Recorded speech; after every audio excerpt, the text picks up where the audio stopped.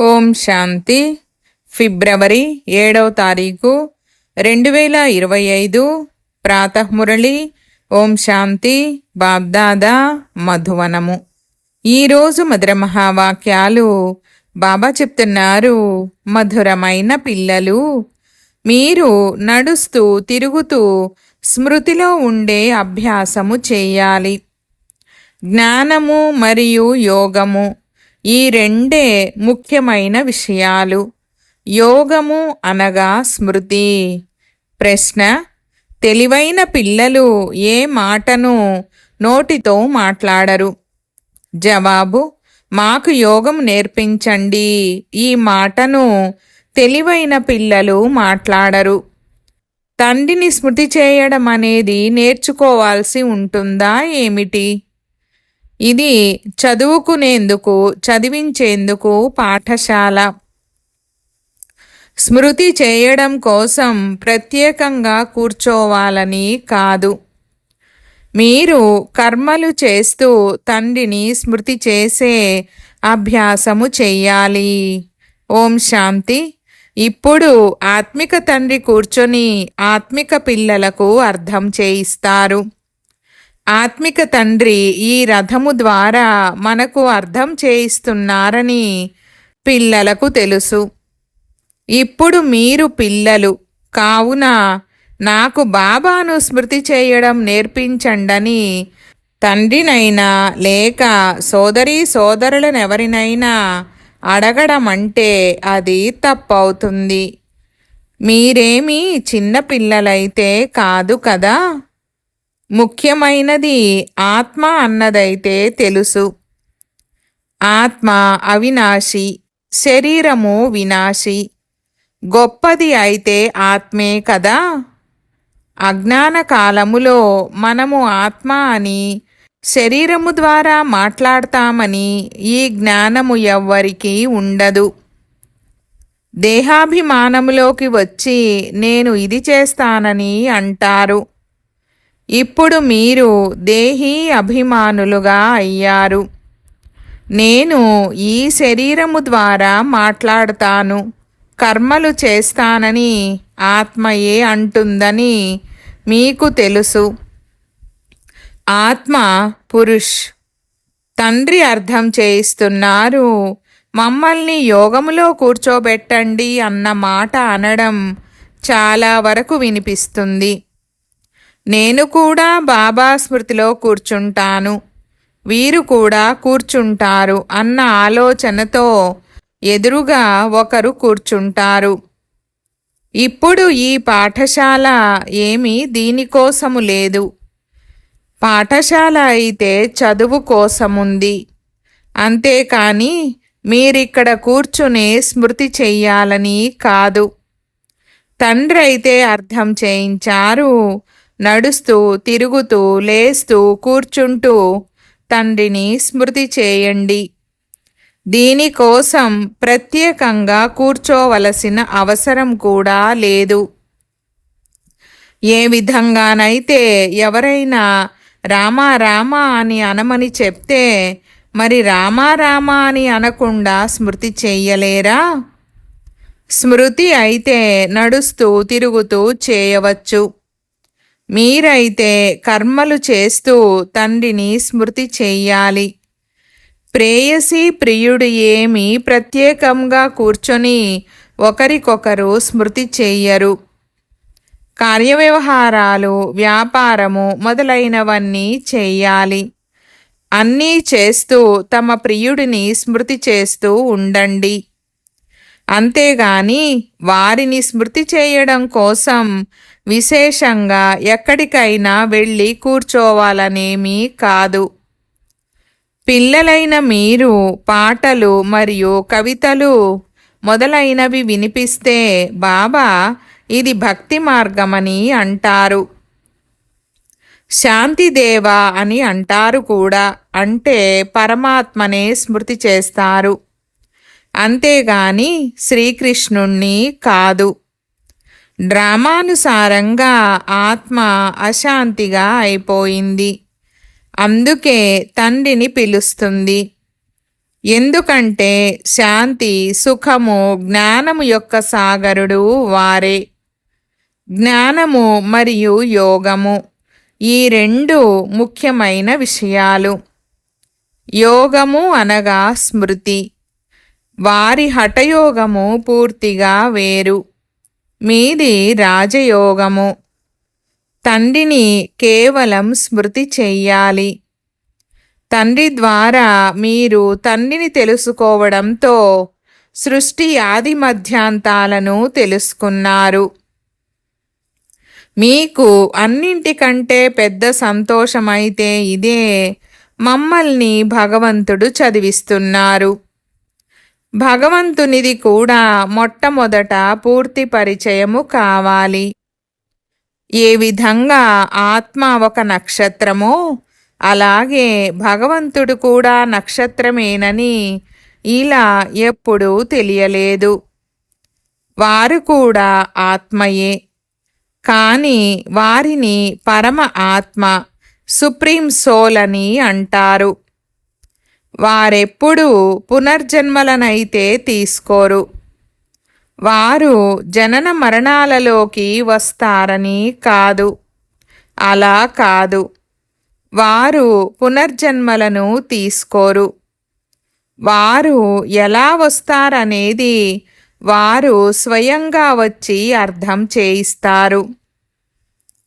త్రిమూర్తి యొక్క గాయనము కూడా భారత్లో ఉంది. త్రిమూర్తి బ్రహ్మ, విష్ణు, శంకరుల చిత్రాన్ని కూడా చూపిస్తారు. శివ పరమాత్మాయ నమః అని అంటారు కదా. ఆ ఉన్నతోన్నతుడైన తండ్రిని మర్చిపోయారు. కేవలం త్రిమూర్తి చిత్రాన్ని చూపించారు. పైన శివుడైతే తప్పకుండా ఉండాలి. తద్వారా వీరి రచయిత శివుడని అర్థం చేసుకుంటారు. రచన నుండి ఎప్పుడూ వారసత్వము లభించదు. బ్రహ్మ నుండి వారసత్వమేమీ లభించదని మీకు తెలుసు. విష్ణువుకైతే వజ్ర వైఢూర్యాలతో పొదగబడిన కిరీటము ఉంది కదా.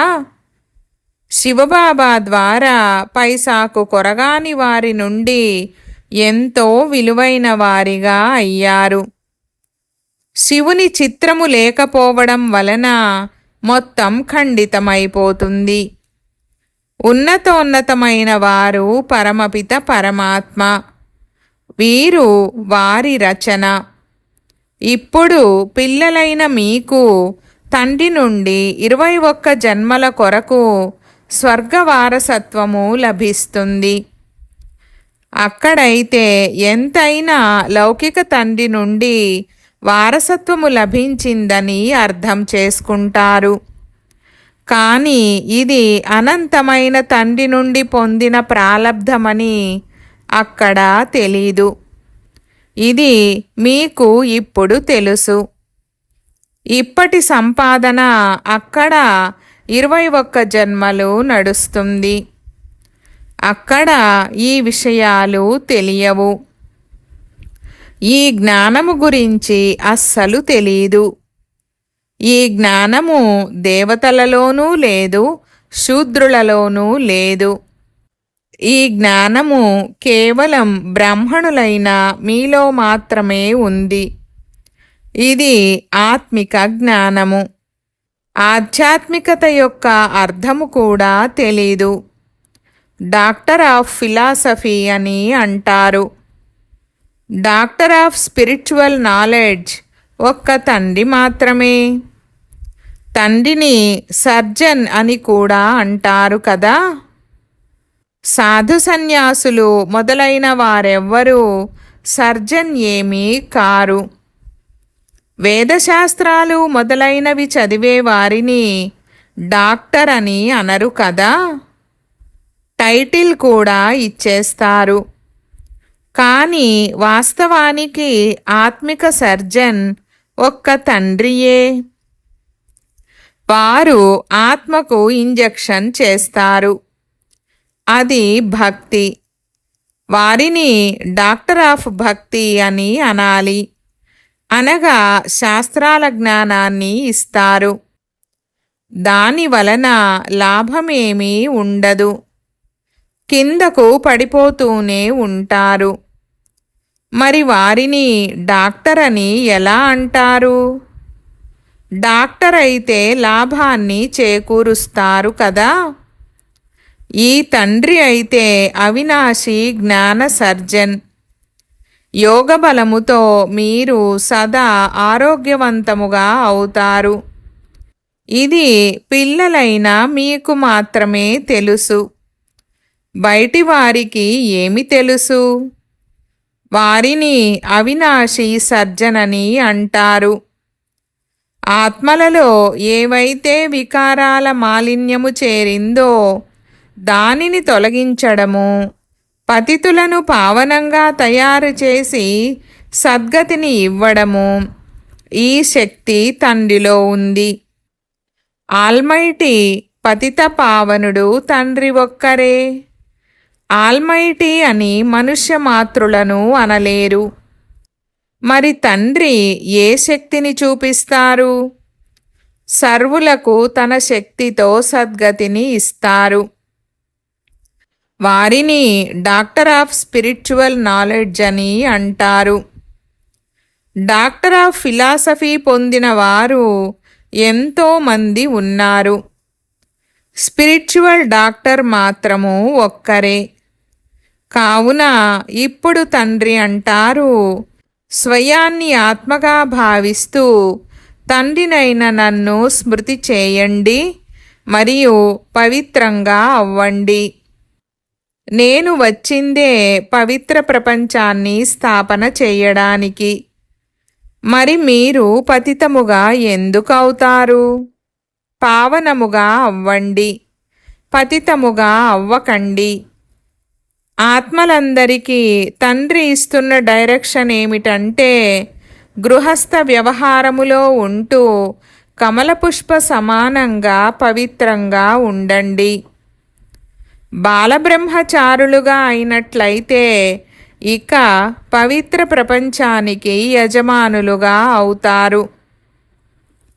ఇన్ని జన్మలు ఏ ఏ పాపాలైతే చేశారో ఇప్పుడు నన్ను స్మృతి చేయడం ద్వారా పాపాలు భస్మమైపోతాయి. మూలవతనములో పవిత్ర ఆత్మలే ఉంటాయి. పతితులెవ్వరూ వెళ్ళలేరు. బాబా మమ్మల్ని చదివిస్తున్నారని బుద్ధిలో ఇది గుర్తు పెట్టుకోవాల్సిందే. మాకు టీచర్ను స్మృతి చేయడం నేర్పించండని విద్యార్థి ఏమైనా అంటారా? స్మృతి చేయడం నేర్పించవలసిన అవసరమేముంది? ఇక్కడ గద్దెపై ఎవరూ కూర్చోకపోయినా సరే ఏం పర్వాలేదు. తమ తండ్రిని స్మృతి చేయాలి. మీరు రోజంతా వ్యాపార వ్యవహారాలు మొదలైన వాటిలో ఉంటే మర్చిపోతారు. అందుకే కనీసం ఈ 10-15 నిమిషాలైనా స్మృతి చేస్తారని ఇక్కడ కూర్చోబెట్టడం జరుగుతుంది.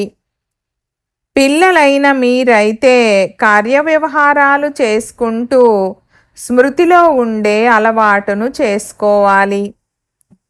అర్ధకల్పము తర్వాత ప్రియుడు కలుస్తారు. నన్ను స్మృతి చేసినట్లయితే మీ ఆత్మ నుండి మాలిన్యము తొలగిపోతుంది మరియు మీరు విశ్వానికి యజమానులుగా అయిపోతారని ఇప్పుడు చెప్తారు. మరి వారిని ఎందుకు స్మృతి చేయకూడదు? స్త్రీకి ముడి వేసేటప్పుడు పతియే నీకు గురువు, ఈశ్వరుడు, సర్వస్వమని చెప్తారు. కానీ ఆమె మిత్ర సంబంధీకులు, గురువులు మొదలైన ఎంతో మందిని స్మృతి చేస్తుంది. అది దేహధారుల స్మృతి. ఇక్కడ వీరైతే పతులకే పతి. వీరిని స్మృతి చేయాలి. కొందరు మమ్మల్ని యోగములో కూర్చోబెట్టండని అంటారు. కానీ దాని వలన ఏం జరుగుతుంది? ఇక్కడ 10 నిమిషాలు కూర్చున్నా ఏకరస స్థితిలో కూర్చుంటారనేమీ భావించకండి. భక్తి మార్గములో ఎవరినైనా పూజించేందుకు కూర్చున్నప్పుడు బుద్ధి చాలా భ్రమిస్తూ ఉంటుంది. నవవిధ భక్తి చేసేవారికి మాకు సాక్షాత్కారము కలగాలి అన్న ఈ తపనే వెంటాడుతూ ఉంటుంది. ఆ ఆశతో పెట్టుకొని కూర్చొని ఉంటారు. ఒక్కరి ప్రేమతో కూడిన లగ్నములో లవలీనమైపోతారు. అప్పుడు సాక్షాత్కారం అవుతుంది. వారిని నవవిధ భక్తులని అంటారు. ఆ భక్తి ఎలా ఉంటుందంటే ప్రేయసీ ప్రియుల మధ్యన సంబంధములా ఉంటుంది. తింటూ తాగుతూ బుద్ధిలో వారి స్మృతి ఉంటుంది. వారిలో వికారాల విషయమేమీ ఉండదు. శరీరము పట్ల ప్రేమ కలుగుతుంది. ఒకరినొకరు చూసుకోకుండా ఉండలేకపోతారు. ఇప్పుడు పిల్లలైన మీకు తండ్రి అర్థం చేయించారు.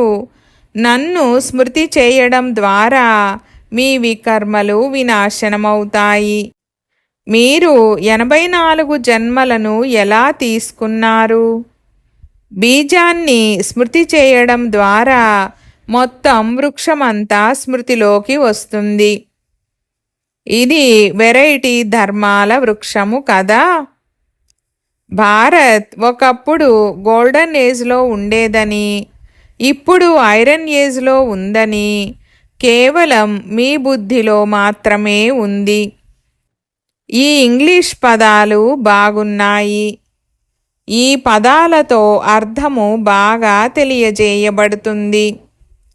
ఆత్మ సత్యమైన బంగారములా ఉంటుంది. తరువాత అందులో మాలిన్యము కలుస్తుంది. ఇప్పుడు పూర్తిగా అసత్యంగా అయిపోయింది. దానిని ఇనుపయుగపు ఆత్మ అని అంటారు. ఆత్మలు ఇనుపయుగ ఆత్మలుగా అయ్యేటప్పటికీ ఆభరణాలు కూడా అలాగే అయిపోయాయి. ఇప్పుడు తండ్రి అంటారు, నేను పతిత పావనుణ్ణి, నన్నొక్కరినే స్మృతి చేయండి. ఓ పతిత పావన, రండి అని నన్ను పిలుస్తారు. నేను కల్పకల్పము వచ్చి మీకు ఈ యుక్తిని తెలియజేస్తాను. మన్మనాభవ మధ్యాజీభవ అనగా స్వర్గానికి యజమానులుగా అవ్వండని అర్థము. కొందరంటారు, మాకు యోగంలో చాలా ఆనందము కలుగుతుంది, కానీ జ్ఞానములో అంత ఆనందము కలగదు. ఇక వారు కేవలం యోగం చేసి వెళ్ళిపోతారు. యోగమే బాగా అనిపిస్తుంది, మాకైతే శాంతి కావాలని అంటారు. అచ్చా, తండ్రినైతే ఎక్కడైనా కూర్చొని స్మృతి చేయండి. స్మృతి చేస్తూ చేస్తూ మీరు శాంతిధామానికి వెళ్ళిపోతారు. ఇందులో యోగము నేర్పించే విషయమే లేదు. తండ్రిని స్మృతి చెయ్యాలి. చాలామంది ఎటువంటి వారు ఉన్నారంటే వారు సెంటర్లకు వెళ్ళి అరగంట పావుగంట కూర్చుంటారు.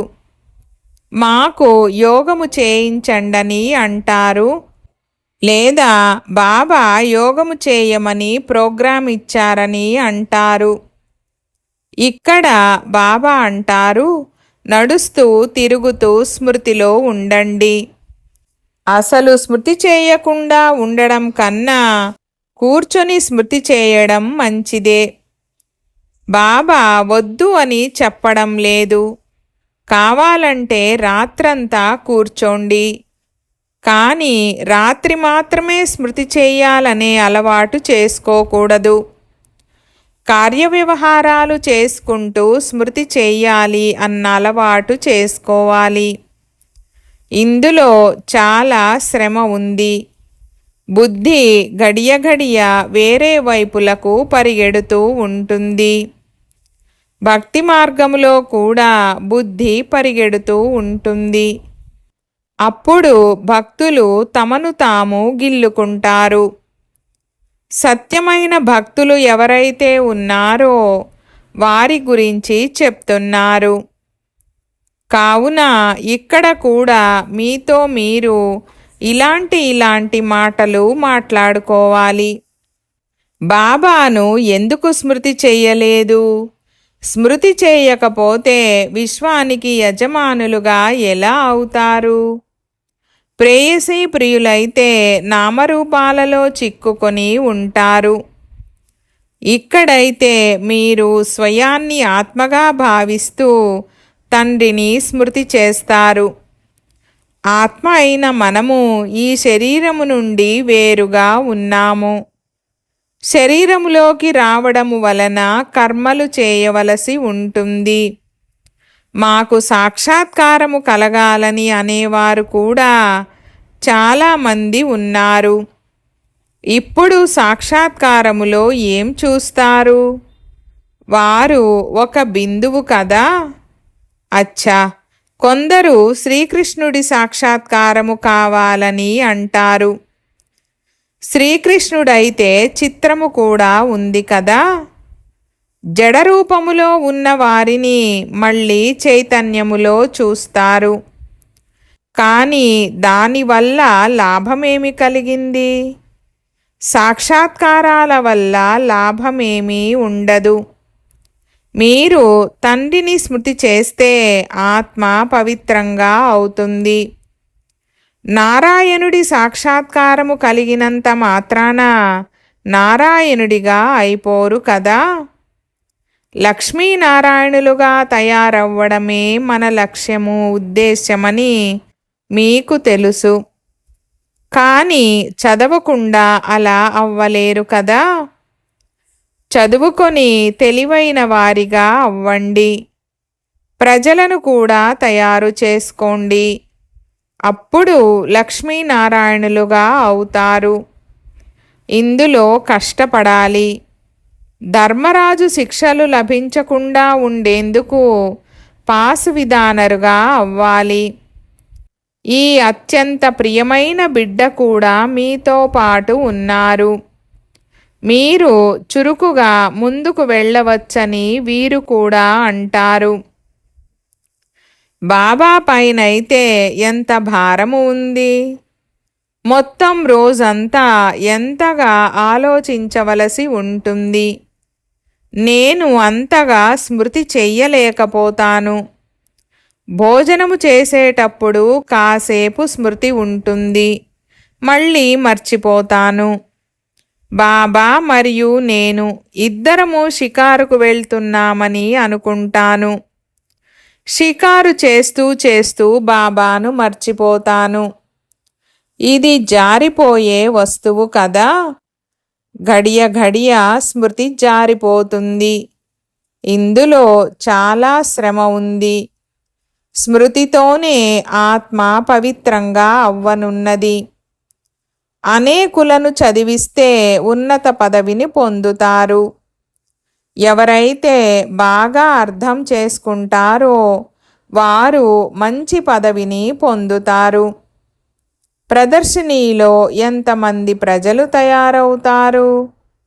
మీరు ఒక్కొక్కరు లక్షలాది మంది సేవ చేస్తారు.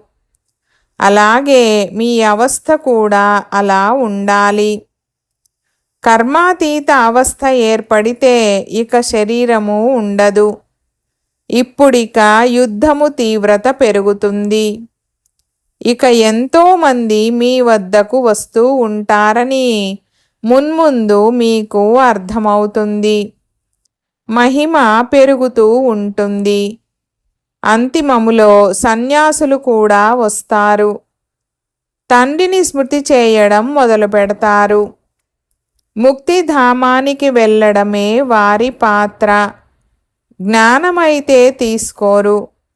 మీ సందేశము ఆత్మలందరి వద్దకు చేరుకోవాలి. వార్తాపత్రికల ద్వారా ఎంతోమంది వింటారు. ఎన్ని ఊర్లు ఉన్నాయి? అందరికీ సందేశాన్ని ఇవ్వాలి. సందేశాన్ని ఇచ్చే మెసెంజర్, పైగంబర్ మీరే. పతితము నుండి పావనంగా తయారు చేసేవారు తండ్రి తప్ప ఇంకెవ్వరూ లేరు. ధర్మస్థాపకులు ఎవరిని పావనముగా చేస్తారని కాదు, వారి ధర్మము వృద్ధి చెందవలసి ఉంటుంది. మరి వారు తిరిగి వెళ్ళే మార్గాన్ని ఎలా చెప్తారు? సర్వుల సద్గతి దాత ఒక్కరే.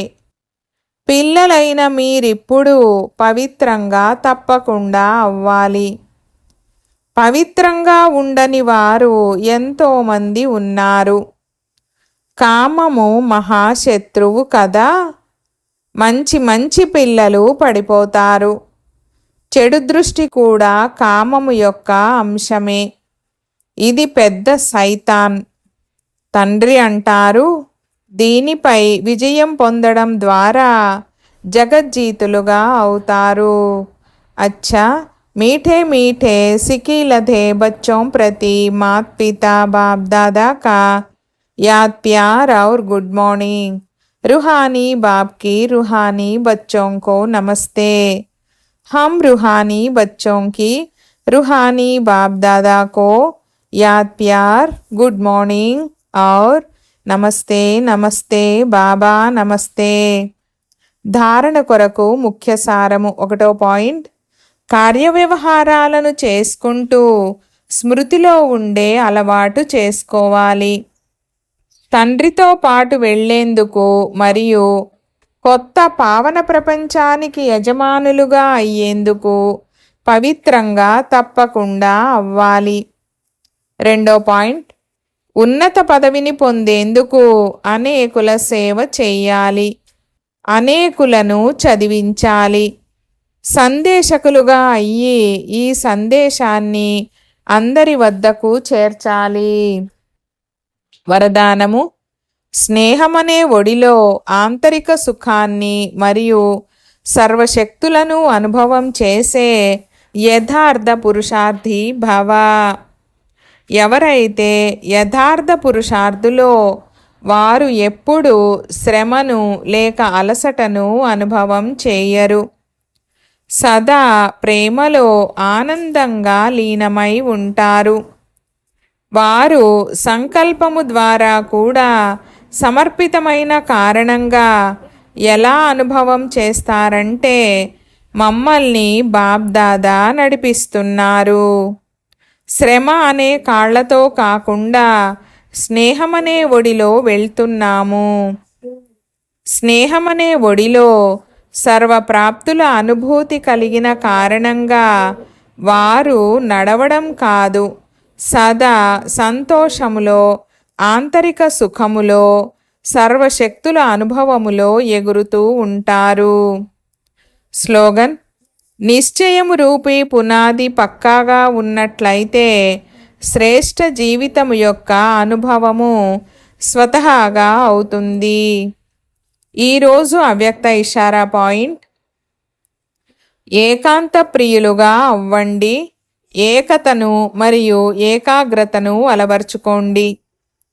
అనేకతలో ఏకత. ప్రాక్టికల్గా అనేక దేశాలు, అనేక భాషలు, అనేక రూపాలు, రంగులు. కానీ అనేకత ఉన్నప్పటికీ అందరి హృదయాలలో ఏకత ఉంది కదా. ఎందుకంటే హృదయంలో ఒక్క తండ్రి ఉన్నారు. ఒకే శ్రీమతముపై నడిచేవారు. అనేక భాషల వారై ఉన్నప్పటికీ మనసు పాడే పాట, మనసు యొక్క భాష ఒక్కటే. ఓం శాంతి.